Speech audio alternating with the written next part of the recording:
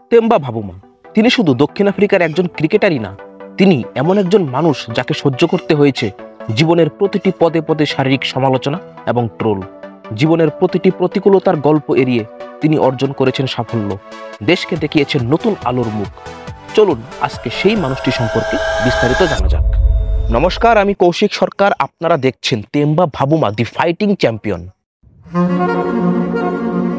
দক্ষিণ আফ্রিকার কেপটাউনে ল্যাঙ্গা শহরে 1990 সালের 17 মে জন্মগ্রহণ করেন তিনি। এই ল্যাঙ্গা শহরটি হলো এমন একটা শহর যেখানে শুধু দক্ষিণ আফ্রিকার কালো রঙের মানুষরাই বসবাস করতে পারত। মানে যাদের গায়ের রং কালো তাদের বসবাসের জন্যই এই শহরটি বানানো হয়েছিল, যেখানে এই কালো সম্প্রদায়ের মানুষেরা প্রায়ই অর্থনৈতিক ও সামাজিক সমস্যার সম্মুখীন হতো। ভাবুমার শৈশব ছিল এমন একটি পরিবেশে যেখানে ক্রিকেটের মতো খেলাধুলা অনেকের জন্য বিলাসিতা ছিল, তবে তার পরিবার তাকে শিক্ষা এবং খেলাধুলায় সমর্থন জুগিয়েছিল। ছোটবেলা থেকেই ভাবুমা ক্রিকেটের প্রতি প্রচুর আগ্রহী ছিল। তিনি স্থানীয় রাস্তাঘাটে এবং স্কুলের মাঠে বড় ভাইদের সাথে ক্রিকেট খেলতেন। তার ছোট শারীরিক গঠনের জন্য তাকে কোনোদিনও পিছিয়ে থাকতে হয়নি। তিনি সেটাকে দুর্বলতা না ভেবে তার শক্তি হিসেবে ব্যবহার করেছেন। তিনি সেন্ট ডেভিড মারিস্ট ইনান্ডা স্কুলে পড়াশোনা করেন, যেখানে তিনি স্কুল টিমের হয়ে এত সুন্দর ক্রিকেট খেলেন যে স্কুলের শিক্ষক এবং কোচেদের নজরে এসে পড়েন। আর নজরে আসার প্রধান কারণ হচ্ছে তিনি শুধু ভালো ক্রিকেট খেলছেন সেটাই না, অন্য ছেলেরা যাদের উচ্চতা তার থেকে বেশি তিনি তাদের থেকে কম উচ্চতার হয়েও তাদের থেকে ভালো ক্রিকেট খেলছেন। আর এটাই ছিল তেম্বা ভাবুমার শক্তি, যে একটা ছেলে এতটুকু উচ্চতার হয়ে যে পরিমাণ ক্রিকেট খেলতে পারে, আমি তার থেকে কম উচ্চতার হয়েও তার থেকে ভালো ক্রিকেট খেলতে পারি। ভাবুমা 2008 সালে গৌতেং প্রদেশের হয়ে প্রথম শ্রেণীর ক্রিকেটে অভিষেক করেন। সেখানে তিনি এত সুন্দর ব্যাটিং করেন যে তিনি বুঝিয়ে দেন, আমার হাইট ছোট বলে আমাকে ছোট ভাববেন না, আমি একজন দক্ষ ক্রিকেটার এবং ব্যাটসম্যান। সেখান থেকে তিনি তার ক্রিকেট স্কিল এবং মানসিক ধৈর্যতার পরিচয় দিয়ে কোচদের মন জয় করে নেন এবং সেখান থেকে তিনি জাতীয় দলের নজরে আসতে থাকেন। 2014 সালে তিনি ওয়েস্ট ইন্ডিজের বিপক্ষে টেস্ট অভিষেক করেন, কিন্তু তিনি তার প্রথম ম্যাচেই মাত্র 35 বলে 10 রান করে আউট হয়ে যান এবং দ্বিতীয় ম্যাচে 41 বলে মাত্র 15 রান করে আউট হয়ে যান। কিন্তু তিনি তার এই ব্যর্থতার জন্য কাউকে দোষারোপ করেনি যে তার কপাল খারাপ, তার ভাগ্য খারাপ, তার লাক ফেভার করেনি ইত্যাদি ইত্যাদি।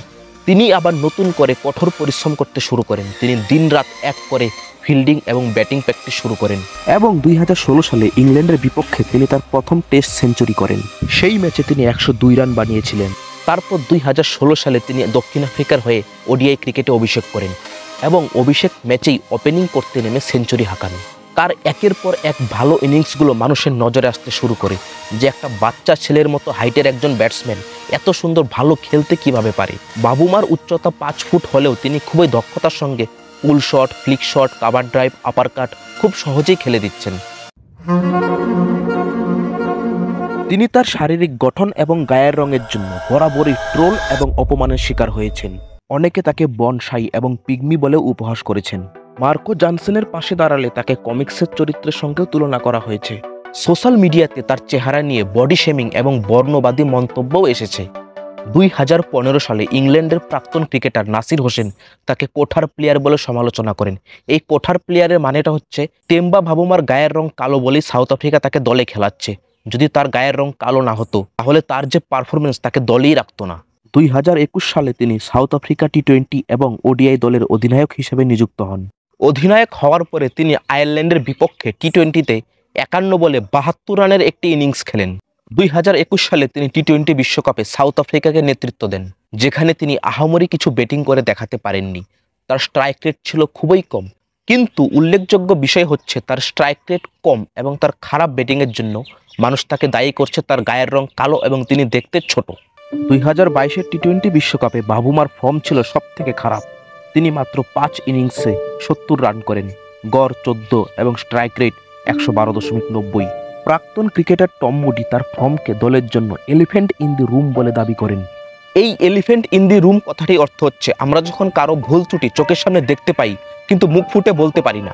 এর মানে হচ্ছে সাউথ আফ্রিকার দলে একটা কোঠা সিস্টেম আছে কালো রঙের ক্রিকেটারদের জন্য। মানে দেখতে পাচ্ছি তেম্বা ভাবুমার খারাপ ব্যাটিং, কিন্তু কোঠা সিস্টেমের উপরে গিয়ে তার গায়ের রং কালো বলে তাকে কিছু বলতে পারছি। ভারত সফরে তিনি মাত্র 4 ইনিংসে 8 রান করেন। তিনি অ্যাজ এ ব্যাটসম্যান এবং অ্যাজ এ ক্যাপ্টেন কোনো রকম কন্ট্রিবিউশন করতে না পারায় তার উপর চাপ বেড়ে যায়।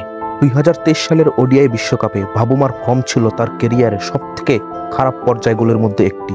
18 অ্যাভারেজ নিয়ে তিনি 8 ম্যাচে মাত্র 145 রানই করতে পারেন। তার ইন্ডিভিজুয়াল হাইয়েস্ট স্কোর ছিল মাত্র 35। সেমিফাইনালে অস্ট্রেলিয়ার বিপক্ষে তিনি মিচেল স্টার্কের প্রথম ওভারেই 0 রানে আউট হয়ে ফিরে যান। দক্ষিণ আফ্রিকা স্কোরবোর্ড হয়ে যায় 24 রানে 4 উইকেট। দক্ষিণ আফ্রিকা সেমিফাইনালে হেরে যায় এবং ভাবুমার ব্যাটিং ব্যর্থতা তাকে আবার তীব্র সমালোচনা মুখে ফেলে দেয়। কিন্তু উল্লেখযোগ্য বিষয় হলো তার খারাপ ব্যাটিং এবং তার স্ট্রাইক রেট কমের জন্য তার গায়ের রং নিয়ে তাকে আবার কালুয়া কালিয়া এসব বলে ট্রোল করা হয় এবং তার ছোট হাইটের জন্য তাকে বিভিন্নভাবে ট্রোল করতে শুরু করে ক্রিকেট ফ্যানরা। শুধু তাই না, ইন্ডিয়ান ক্রিকেট ফ্যানরা তার শারীরিক গঠনের সঙ্গে কার্টুন মোটু পাতলুর জন দি ডনের সঙ্গে তুলনা করতে থাকে। 2022 সালে এসএ টি20 লিগে তাকে কোনো ফ্র্যাঞ্চাইজি দলে টানেনি, যা তাকে মানসিকভাবে ভেঙে দেয়। তবে 2023 সালে ইংল্যান্ডের বিপক্ষে ওডিআই সিরিজে রান করার পর সানরাইজার্স ইস্টার্ন ক্যাপের সঙ্গে চুক্তিবদ্ধ হন। তার খারাপ ফর্মের সঙ্গে তার আরেকটি খারাপ সময় আসে, সেটি হলো তার শারীরিক চোট। তার খারাপ ফর্মের জন্য এবং তার শারীরিক চোটের জন্য 2024 সালে টি20 বিশ্বকাপে ভাবুমা দক্ষিণ আফ্রিকা স্কোয়াডে জায়গা নিতে পারেনি। এই টুর্নামেন্টে দক্ষিণ আফ্রিকা ফাইনালে পৌঁছায় এবং শেষে ভারতের কাছে হেরে যায়। এখান থেকে তেম্বা ভাবুমার টি20 অধিনায়কত্বের সমাপ্তি শুরু হয়। Even as a T20 player হিসেবেও তার ক্যারিয়ারে একটা বড় ধাক্কা খায়। ভাবুমা ছোটবেলা থেকেই তার ছোট শারীরিক গঠন এবং তার গায়ের কালো রঙের জন্য তার বন্ধু, তার খেলার সাথী এবং স্কুলের ক্লাসমেটদের থেকে প্রত্যেক দিন নিন্দা, কটূক্তি ও সমালোচনা শুনে আসছিলেন। শুধু ছোটবেলা না, তিনি যখন বড় হয়ে একজন ম্যাচিউরড ক্রিকেটার হন, তবুও সেই সব সমালোচনা ও ট্রোল তার পিছু ছাড়েনি। তার ক্রিকেটে ব্যর্থতাগুলোর পর তার শারীরিক সমালোচনা বেশি করে শুরু হয়। চারদিক থেকে এত সমালোচনা দেখতে পেয়ে তিনি মানসিকভাবে ভেঙে পড়েন। তিনি বলেন, আমি বুঝতে পারছি না কেন আমার ক্ষেত্রে বডি শেমিং এবং এত সমালোচনা কেন ভাইরাল হয়। আমি দেখতে ছোট এবং গায়ের রং কালো বলে। তিনি বলে, সাউথ আফ্রিকার আমার টিমমেটরা যদি মনে করে আমি একজন ক্যাপ্টেন হিসেবে খারাপ, আমি দলকে ভালোভাবে পরিচালনা করতে পারছি না, তাহলে আমি সরে দাঁড়াবো। কিন্তু তার ক্যাপ্টেন্সি ছিল খুবই দক্ষতার। তিনি একজন ঠান্ডা মাথার ক্রিকেটার, সঙ্গে একজন অধিনায়কও ছিলেন। তার টেস্ট ক্রিকেট এবং টেস্ট ক্রিকেটের ক্যাপ্টেন্সি ছিল দেখার মতো। তিনি টেস্ট ক্রিকেটের অধিনায়ক হওয়ার পর একটানা 9টি ম্যাচ খেলেছেন। কিন্তু উল্লেখযোগ্য বিষয় হচ্ছে এই 9টি ম্যাচের মধ্যে তিনি একটি ম্যাচও হারেননি। তার ধৈর্যশীল ব্যাটিং এবং ঠান্ডা মাথার অধিনায়কত্ব সাহায্য করে সাউথ আফ্রিকাকে টেস্ট চ্যাম্পিয়নশিপের ফাইনালে উঠতে। সেখানেও প্রথম ইনিংসে তার দল পিছিয়ে থাকার পরে দ্বিতীয় ইনিংসে তিনি অস্ট্রেলিয়ার চোখের সামনে চোখ রেখে লড়াই করেন। অস্ট্রেলিয়ার সামনে তার ফিল্ডিং প্লেসমেন্ট এবং বোলার রোটেশন ছিল খুবই প্রশংসনীয়। দলের প্রয়োজনে তিনি ফাইনাল ম্যাচে দ্বিতীয় ইনিংসে চোট থাকা সত্ত্বেও ধৈর্যশীল ব্যাটিং করে গিয়েছেন এবং সাউথ আফ্রিকাকে চোকার্স শব্দটি থেকে দূরে নিয়ে গিয়েছেন। যেহেতু তেম্বা ভাবুমাকে ছোটবেলা থেকেই তার গায়ের রং এবং তার ছোট শারীরিক গঠনের জন্য বিভিন্নভাবে সমালোচনা সহ্য করতে হয়েছে, তাহলে এইটুক তো বলাই যায়, সাউথ আফ্রিকাকে হ্যান্ডসাম এবং সুন্দর অধিনায়করা যে দিন দেখাতে পারেনি, সেটা এই কালো, দেখতে খারাপ, মুখের গঠন খারাপ এবং অদ্ভুত শারীরিক গঠনের এই অধিনায়কই দেখিয়েছে। আপনি কি ভাবছেন যে তেম্বা ভাবুমা শুধু অধিনায়ক হিসেবে টেস্ট চ্যাম্পিয়নশিপে জিতেছে?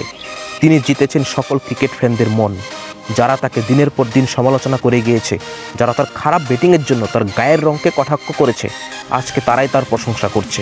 এটাই হলো তেম্বা ভাবুমার আসল জয়। ভালো থাকবেন তেম্বা ভাবুমা, আপনাকে অনেক ধন্যবাদ।